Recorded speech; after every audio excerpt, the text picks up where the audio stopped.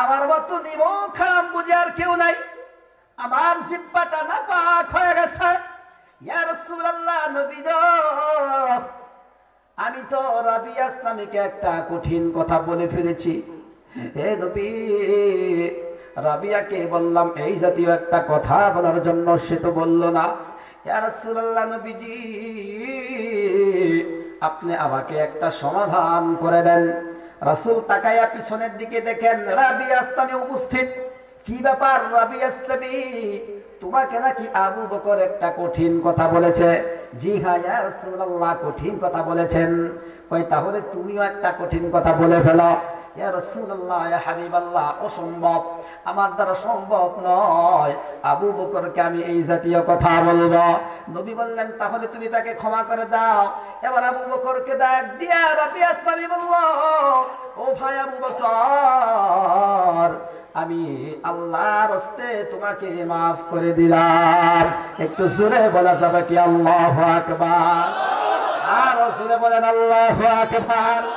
এই ছিল সাহাবায়ে কেরামদের ভয়, আল্লাহ ভয়। আল্লাহর ভয় তাদের ভিতরে কেমন ছিল? সামান্য একটা কথা বলার কারণে তাদের অন্তরটা ফেটে গিয়েছিল। আল্লাহর ভয়, যদি আল্লাহ আমাকে কিয়ামতের ময়দানে ধরে, এই জন্য দেখেন রাসূলের দরবার পর্যন্ত চইলা গেছে বিচার। এইরকম বহু ঘটনা আছে, বহু ঘটনা আছে। এ বাবাজি, আল্লাহর ভয় যার ভিতরে আছে সে কোনোদিন নামাজ ছাড়তে পারে না। আল্লাহর ভয় যার ভিতরে আছে সে কোনোদিন রোজা ছাড়তে পারে না। আল্লাহর ভয় যার ভিতরে আছে রে, সে কোনোদিন মানুষের মাল আত্মসাৎ করতে পারে না, মানুষের মাল কখনো গ্রহণ করতে পারে না, অপরের হক কোনোদিন কোনো মানুষ নষ্ট করতে পারে না। কারণ হলো তার ভিতরে আল্লাহর ভয় আছে। কথা বলেন ঠিক কিনা? আল্লাহর রাসূলের আরো একজন সাহাবী, যিনি জান্নাতি মানুষ, জান্নাতের সুসংবাদ প্রাপ্তদের মধ্যে দ্বিতীয় নাম্বার সিরিয়াল এবং ইসলামের খলিফাদের মধ্যে থেকে দ্বিতীয় নাম্বার সিরিয়াল, এই লোকটার নামটা কি বলেন তো দেখি? ওমর, হযরত ওমর ফারুক রাদিয়াল্লাহু তাআলা আনহু। এই লোকটা জান্নাতের সার্টিফিকেট পাইছেন দুনিয়াতে। আল্লাহু আকবার বলে। আল্লাহ তাআলা এই লোকটাকে দুনিয়াতে জান্নাতের সার্টিফিকেট দিয়েছেন এবং ইসলামের খলিফাদের মধ্যে থেকে দ্বিতীয় নাম্বার সিরিয়াল এই লোকটার। এই আবু বকর ওমর রাদিয়াল্লাহু তাআলা আনহু, তার খেলাফত কালে, তার রাজত্বকালে অনেক সময় ছদ্মবেশে প্রজাদের সংবাদ নিতেন। প্রজাদের বাড়ি বাড়ি গিয়া জিজ্ঞাসা করতেন তোমাদের কি অবস্থা, তোমাদের কি হালত। দেশের একজন প্রেসিডেন্ট, দেখেন কি আচরণ, ইসলামী আচরণ দেখেন কেমন আচরণ।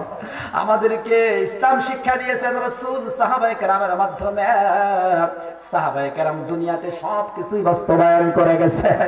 একজন প্রেসিডেন্ট হইয়া সারা দেশ ঘুরছেন, সারা দেশ ঘুরছেন ছদ্মবেশে। কেউ বুঝতে পারে নাই এটা উমর, এটা প্রেসিডেন্ট। আর আমাদের দেশের প্রধানমন্ত্রী জনগণের খবর রাখবে কিভাবে? গাড়ির চারিপাশে গাড়ির ঠেলায় মানুষের প্রটোকলের কারণে জনগণ দেখতেই পারে না, ঠিক কিনা?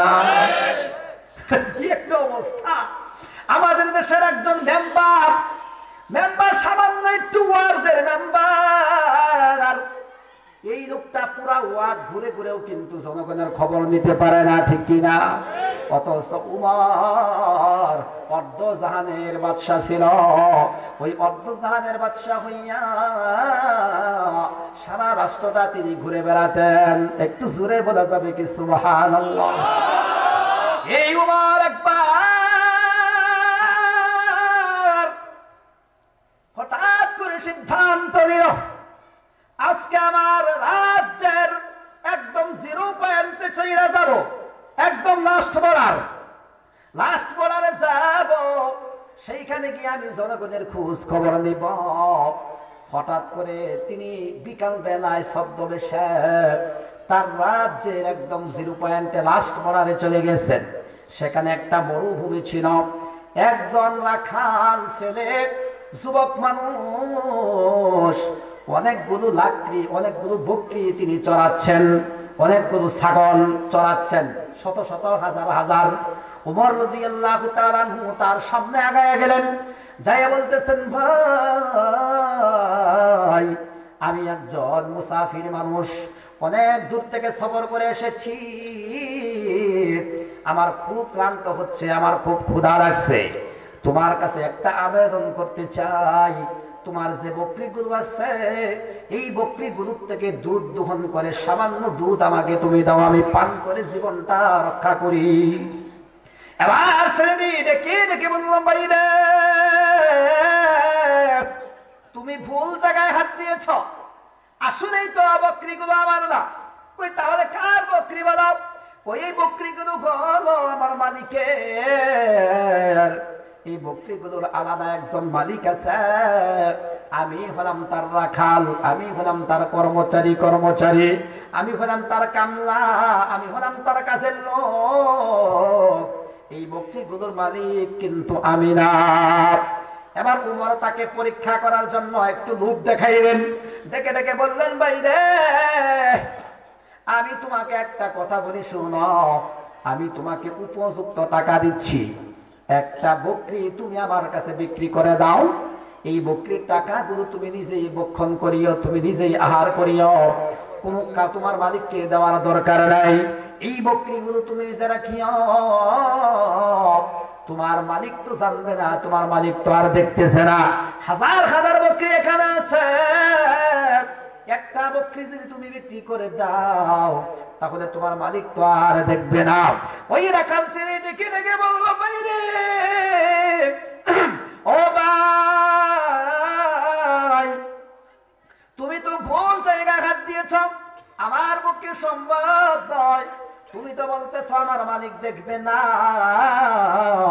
দুনিয়ার কোনো মানুষ দেখবে না, তোমার কথা ঠিক, কিন্তু এমন একজন দেখবেন, এমন একজন মালিক দেখবেন, যেই মালিকে আমাকে সৃষ্টি করেছেন, যেই মালিকে তোমাকে সৃষ্টি করেছেন, যেই মালিকে ছাগলগুলো সৃষ্টি করেছেন, যেই মালিকে আমার মালিককে সৃষ্টি করেছেন, যেই মালিক সারা জাহান সৃষ্টি করেছেন, যেই মালিকের হাতে আমার জীবন, যেই মালিকের হাতে আমার মরণ, যেই মালিকের হাতে তোমার জীবন, যেই মালিকের হাতে তোমার মরণ, যেই মালিকের হাতে আমার রিজিক, যেই মালিকের হাতে তোমার রিজিক, ওই মালিকের চোখ তো আর ফাঁকি দেওয়া যাবে না। সুবহানাল্লাহ বলে। ও ভাই, তুমি কেমন কথা বললা, আমি তো তোমার কাছে ছাগল বিক্রি করতে পারবো না, তুমি চলে যাও। ওমর তাকে ধন্যবাদ দিয়ে চলে যাচ্ছেন। এবার ওই ছেলেটি ডেকে ডেকে বলল, ভাই একটু দাঁড়াও, তোমার সাথে দীর্ঘক্ষণ আলোচনা হলো, কথাবার্তা হলো, কিন্তু তোমার পরিচয় তো এখন পর্যন্ত জানলাম না। ওমর ডাক দিয়া বলল, ভাই রে, তুমি কি এই দেশের প্রেসিডেন্ট উমরকে চেনো কিনা বলো? কই না না। তাহলে জীবনে কোনোদিন উমরের দরবারে গিয়েছিলা কিনা বলো? কই তাও তো না, আমি একদম সামান্য রাখাল মানুষ, গরিব মানুষ, ওই রাজপ্রাসাদে উমরের প্রেসিডেন্ট খানায় যাওয়ার মতো তো দুঃসাহস আমার নাই। কই কি বলো?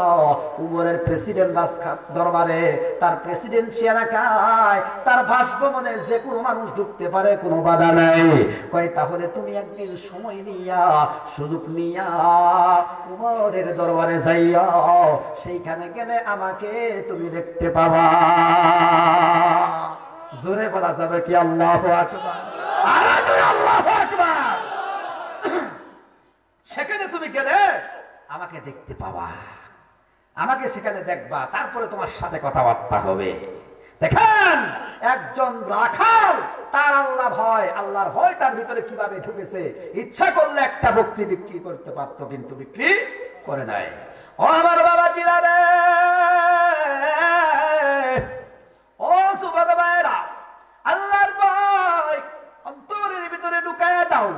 আল্লাহর ভয় যদি ঢুকাও তাহলে কোনো খারাপ কাজ অন্তরের ভিতরে ঢুকবে না, তোমার দ্বারাতে কোনো খারাপ কাজ হবে না, তোমার দ্বারাতে নামাজ পরিত্যাগ হবে না, তোমার দ্বারাতে রোজা পরিত্যাগ হবে না, তোমার দ্বারাতে কোনো জিনা ব্যভিচার হবে না। ও যুবক ভাই, বর্তমানে মোবাইল নেমেছে, বিশাল বড় বড় মোবাইল, মনে হয় 4 পাখি জমিন নিয়ে একটা মোবাইল। অনেক বড়, ঠিক কিনা? আগেকার জামানার মানুষগুলো মোবাইল টিপাটিপি করতো, আর এখনকার জামানার মানুষগুলো ঘষাঘষি করে, ঠিক কিনা? আমার বাবাজিরা রে, ও যুবক ভাইয়েরা, একটা যুবকের কথা আমি তোমাদেরকে বলতে চাই। বনি ইসরাইলের একজন যুবক ছিল। ওই যুবকটি তার বাড়িতে একজন চাচাতো বোনের সাথে অবৈধ সম্পর্ক ছিল, অবৈধ প্রেম ছিল। ওই চাচাতো বোনকে ডেকে একবার বলল, বোন, আমি তোমার সাথে ব্যভিচার করতে চাই। বলেন নাউজুবিল্লাহ। ওই মেয়েটা রাজি হলো না, অস্বীকার করলো, বারবার অনুনয় বিনয় করলো, তারপরও রাজি হলো না। এরপরে ছেলেটি রাগান্বিত অবস্থায় তার বাড়ির দিকে চইলা গেল। দীর্ঘদিন হয়ে গেল, আর কোনো যোগাযোগ নাই, কোনো কথাবার্তা নাই। হঠাৎ করে ওই মেয়েটি একবার আর্থিক বিপদের মধ্যে পড়ে গেল, আর্থিক সংকটের মধ্যে পড়ে গেলাম। এবার চিন্তা ভাবনা করলো, আমাকে তো কেউ কোনোদিন ঋণ দিবি না, আমি ঋণটা কার কাছে পাই, কার কাছ থেকে আমি টাকা ধার করব। হঠাৎ মনে পড়ে গেল, আমার পুরাতন প্রেমিকের কাছে গিয়া দেখি আমার ওই প্রেমিক আমাকে একটু সাহায্য করে কিনা। দৌড়াইয়া ওই মেয়েটি ছেলের বাড়ির দিকে গেল, যাইয়া বলে, ভাই গো, আমি আর্থিক বিপদে পড়ে গেছি, আমার তো আপন বলতে কেউ নাই, তোমার সাথে তো দীর্ঘ সময় পর্যন্ত আমার সম্পর্ক ছিল, আর আজকে আমি বিপদের মধ্যে পড়ে গেছি, তুমি দয়া করে আমাকে একটু আর্থিক সাহায্য করো। ওই ছেলেটি দেখে বলল, তোমাকে আমি সাহায্য করতে পারি।